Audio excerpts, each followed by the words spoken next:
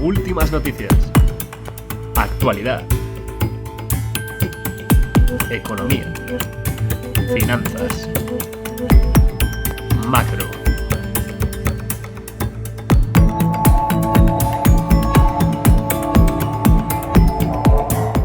Bueno, arrancamos la conexión macro. Sabéis, esta sección que tanto me gusta, donde tratamos de dar una explicación más fundamental, alejada un poco del precio, desde una filosofía más top-down, ¿no? De arriba abajo. Vamos a analizar hoy varias cosillas. En primer lugar, vamos a poner la primera de las diapositivas ya, aquí en pantalla, para que la veáis.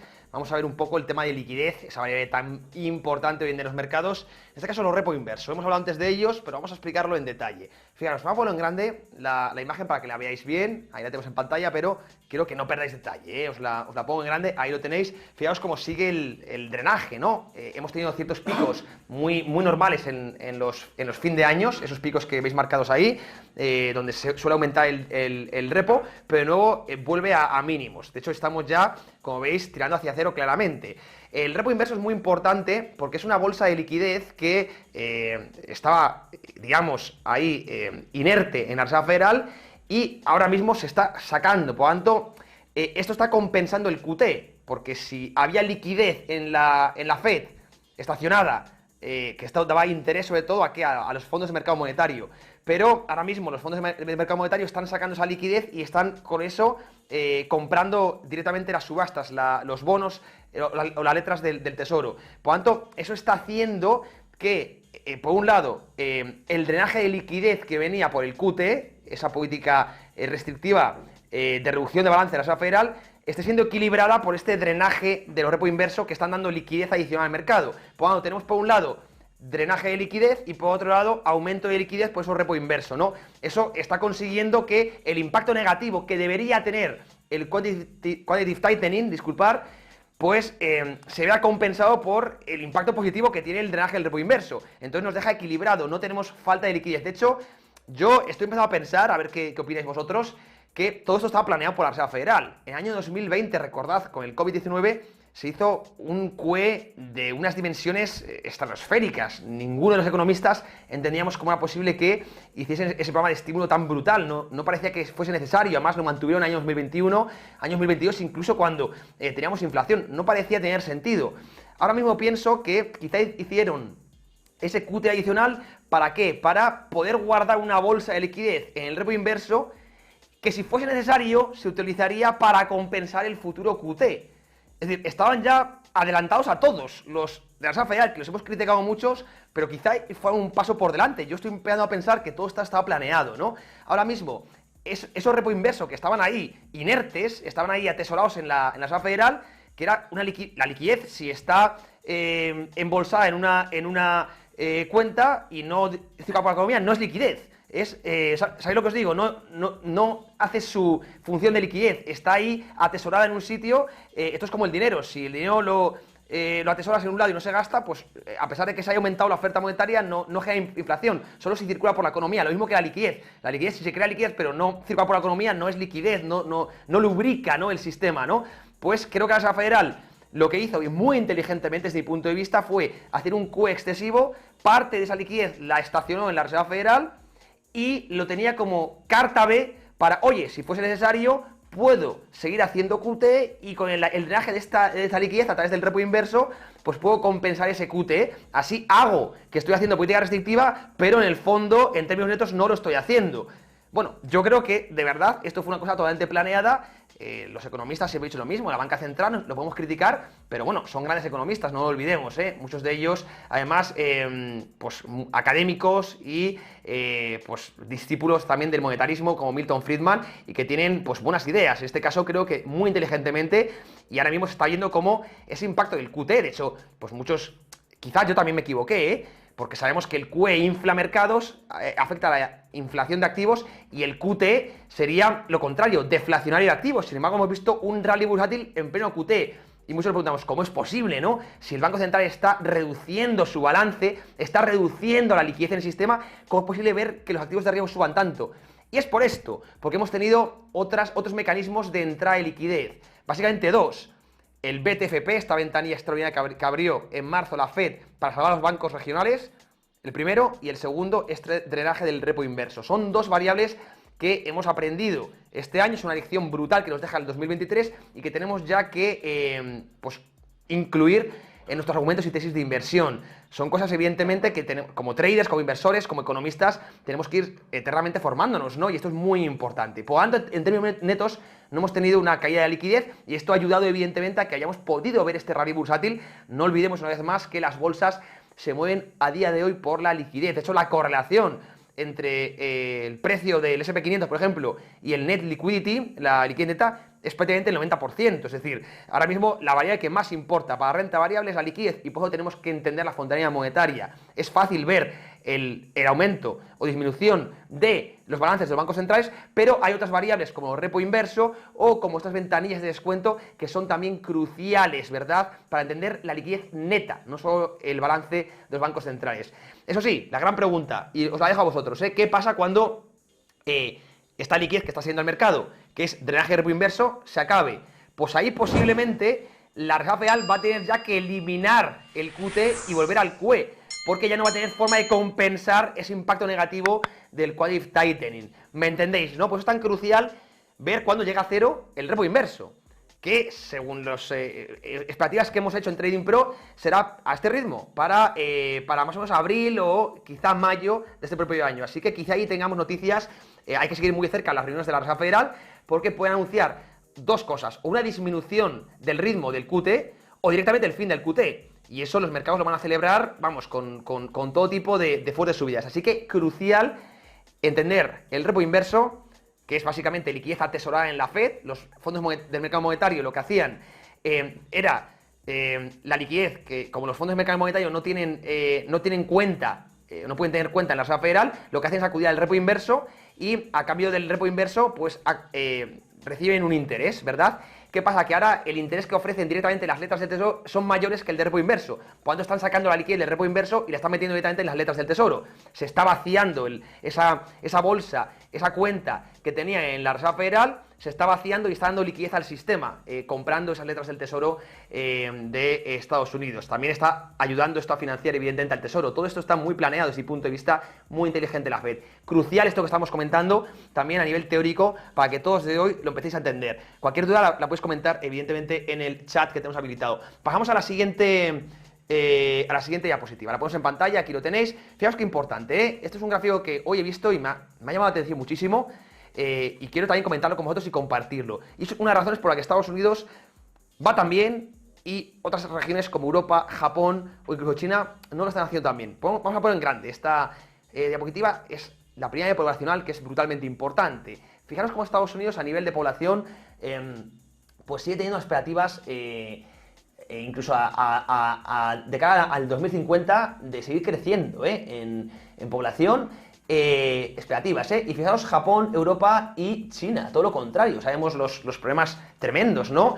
Por ejemplo en España, además, aquellos países que tenemos un sistema de reparto de pensiones es una auténtica, preocupación brutal, ¿no? Porque tenemos cada vez más pasivos que activos en la sociedad y menos activos tienen que cada vez compensar o cuidar de más pasivos. Las cuentas no salen y esto lleva a varias quiebras o a pérdida, evidentemente, o a más endeudamiento o a pérdida futura de poder adquisitivo de nuestras generaciones, ¿no?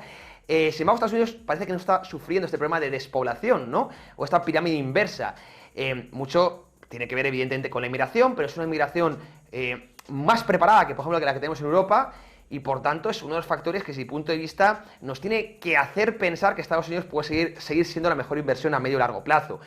Un factor de peso, además, no olvidemos también que una población cada vez más mayor, donde cada vez nacen menos personas, también es menos emprendedora, menos disruptiva, menos sinergias por abajo, menos capacidad de inventar, de patentar, de innovar. Y esto es lo que estamos viendo, pues eso, economías como Japón, Europa, que son dinosaurios, como lo llamo yo, eurocracia, por ejemplo, o la japonización. Estados Unidos, sin embargo, mantiene esa flexibilidad muy apoyada en un crecimiento de la población, no tan envejecida y por tanto innovadora. Y no es casualidad que las grandes empresas tecnológicas y disruptivas pues acaban estando en Estados Unidos. Mucho tiene que ver, desde mi punto de vista, este importantísimo gráfico que os quería comentar. Muy poca gente le hace... Es una ventaja competitiva muy fuerte. Quizá no se comenta tanto pero desde mi punto de vista es crucial, ¿no? El eso de tener una población creciente y no decreciente, ¿no? Y envejecida, como puede ser Europa o Japón, y curiosamente también China, ¿eh? China, recordad cuando éramos nosotros jóvenes, que se os hablaba de que tenía una política de nacimiento, de control de nacimiento, recordad cómo ha cambiado la película para que ahora mismo también tenga un problema demográfico. Curioso, ¿eh? Ahí lo tenemos, y esto es lo que a Estados Unidos, desde mi punto de vista, a nivel de grandes regiones, le da una ventaja brutal sobre el resto, ¿eh? Ahí lo dejo, opinión personal, ¿eh? Vamos con la siguiente diapositiva, vamos con la tercera que os pongo, la vamos a poner en pantalla y ahí lo veis, vamos a poner en grande, hablando de China, fijaros, hemos hoy alcanzado récords de endeudamiento en China, se habla mucho, y yo soy el primero, de que China está en momentos muy interesantes de compra, pero realmente tiene problemas económicos fuertes. Fijaos la deuda, juntando deuda privada y pública, ahí lo veis, llegando ya casi al 300% sobre el PIB, 289 exactamente, Es una barbaridad. Muchas veces hemos escuchado, seguro que vosotros también, de que China pues más o menos tiene controlada la deuda. Esto es mentira, porque solo se habla de la deuda pública estatal, no regional, pero si sumamos también la de las familias y la corporate, la deuda privada, los niveles son incluso superiores a los de Europa, no olvidemos que apalancamiento público es igual a desapalancamiento privado. Entonces yo siempre, tiene poco sentido solo mirar la deuda pública y no la deuda privada, o solo la deuda privada y no la deuda pública. Hay que mirarlo en conjunto, ¿no? En este caso la deuda china pública más privada está en unos niveles muy preocupantes, prácticamente 3 veces su PIB, cerca del 300%, lo cual no es nada bueno. Estos son los principales problemas ocultos de China. Y bueno, pues que están haciendo que se ralentice mucho su economía. Pues eso, de nuevo leo lo mismo, tipos de interés altos en China pues pueden provocar costes financieros muy altos, tanto a nivel público como privado, y por tanto una ralentización de su economía muy fuerte. ¿Cuál es la gran ventaja a día de hoy de China? Y por lo que estamos invirtiendo en China a día de hoy, que no tiene problemas de inflación y por tanto puede bajar tipos de interés. El hecho de que la economía china esté con problemas no implica que a nivel financiero podamos buscar oportunidades. De hecho, somos defensores de que construir a día de hoy una posición en China por ratio de riesgo-beneficio es muy buena oportunidad. Vamos a ver por qué, y lo vais a ver en la siguiente diapositiva. Estamos empezando un ciclo de liquidez en China. No hay más que ver, aquí lo tenéis, fijaos, vamos a ponerlo en grande, como el PBOC, el Banco Popular en China, está aumentando muchísimo su balance. Es decir, China, a diferencia de Estados Unidos y Europa, está metiendo liquidez a chorros a la economía.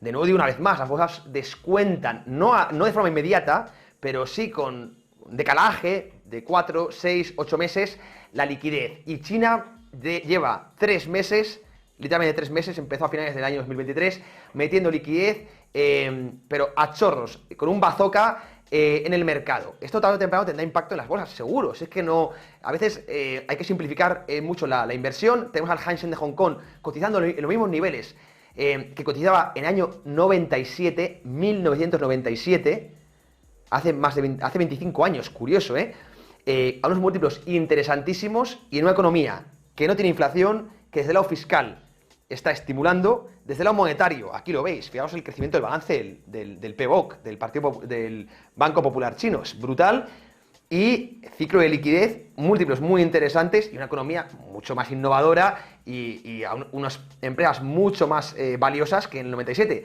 sin embargo, cotizando los mismos niveles. Creo que la oportunidad es muy importante. Es verdad que China es una economía que depende mucho de la exportación, es la fábrica del mundo.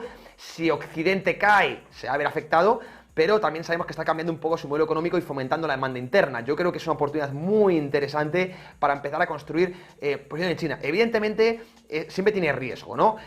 No digo que haya que invertir el 100% en China, ni mucho menos, pero sí rotar, diversificar parte en mercados emergentes, como puede ser China o Brasil, ya lo he contado 1000 veces. En particular China, a mí personalmente me gusta mucho. ¿Está en tendencia bajista? Sí, lo está, pero con una visión, repito, no tan de corto plazo, donde podemos ver algún pico bajista más, pero sí de medio y largo plazo. Creo que los niveles son muy interesantes, Sabéis que nosotros tenemos 2 ETFs ya comprados, el FXI y el KBEP, ¿vale? Y vamos ya con la última de las imágenes, vamos a poner en pantalla, y con esto cerramos ya. Fijaros, vamos a, insisto, ya a ponerlo en grande para que lo veáis bien, no perdáis detalle. Esto ya hablando de deuda, que parece que China tiene el problema, pero bueno, no vamos a ser partidistas ni mucho menos, porque Estados Unidos tiene otro problemón muy grande. Los intereses que paga por la deuda, o sea, el repago de intereses ahora mismo es una partida más fuerte que la defensa, que el ejército en Estados Unidos, Es decir, ahora mismo es la segunda partida más fuerte del presupuesto fiscal en Estados Unidos, el repago de intereses, los costes financieros que se llaman del Tesoro. Esto es tremendo. Cuidado, hay una... ¿Y por qué? ¿Por qué estamos viendo que las familias no se están viendo tan afectadas por la subida de tipos de interés y el Estado sí? El Estado cada vez tiene que pagar más y más y más, sin embargo las familias no. Bueno, esto básicamente es porque las familias y las empresas fueron bastante más inteligentes que el Tesoro, algo que no nos tiene que sorprender, sector privado frente al sector público, y aprovecharon los entornos de tipos cero para financiarse a largo plazo. Estamos viendo, por ejemplo, a pesar de que las hipotecas han subido mucho en Estados Unidos, ahora la tasa media es del 3%. Ahora se están dando hipotecas al 7%, pero no quiere decir que todos los americanos paguen una hipoteca al 7%, no. Muchos fueron listos, aprovecharon los tipos bajos y se financiaban a largo plazo. De hecho, en agregado, el americano medio está pagando el 3% de hipoteca en las viviendas. Por eso no estamos viendo tampoco un crash brutal en el sector inmobiliario. Y al igual, en los préstamos empresariales, más de lo mismo, así que el sector privado y las familias más o menos están pudiendo sortear bien este ciclo de subidas fuertes de tipos de interés, no se están viendo afectados porque supieron apalancarse a tipo fijo y en el entorno de tipos bajos. El Estado no. El Estado, como había tipos cero, se financió a corto plazo y ahora tiene que rolear esa deuda a tipos muy altos. Por eso el coste financiero del Tesoro se está disparando ya por encima del ejército y las familias no. Ahí lo veis, cuando las decisiones dependen de miles de personas compitiendo, sector privado o de un grupo de burócratas, pues suelen tomarse mejor en el primer caso que en el segundo, ¿no? Esto no es nada nuevo, ya lo comentaba el bono de Bond Mises, ¿verdad? Ahí lo tenéis, muy preocupante también la situación de Estados Unidos, que empezará a pesar también en la economía norteamericana. Como veis, no es halagüeña la situación, el contexto macro para años 2024-2025, y eso lo tenemos que empezar a poner en precio en nuestras carteras, diversificando, rotando también por áreas geográficas, como hemos comentado, lo estaremos analizando evidentemente aquí en Más que Mercados y en particular en la conexión macro, en esta sección. Vamos a volver ya al platón, nos espera Álvaro Basagoiti. Vamos allá.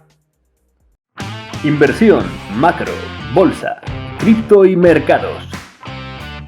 En Más que Mercados, analizamos la actualidad, las últimas noticias y todos los factores que afectan a tus inversiones. La educación financiera cambia vidas. De lunes a jueves a las 3:30 p.m. hora española, el mejor programa de economía, inversión y trading de habla hispana. Cada día podrás ver la operativa en vivo y en directo. Acompáñanos con la guía experta de José y Álvaro Basagoiti y analiza con nuestros invitados las mejores estrategias de inversión y los portafolios corporativos de su firma. También podrás hacer tus propias consultas sobre acciones y mercados en tiempo real. Únete a nosotros de lunes a jueves a las 3:30 hora española y no te pierdas las mejores entrevistas e invitados. Descubre cómo hacer crecer tu patrimonio de manera inteligente solo en Más que Mercados de Trading Pro TV.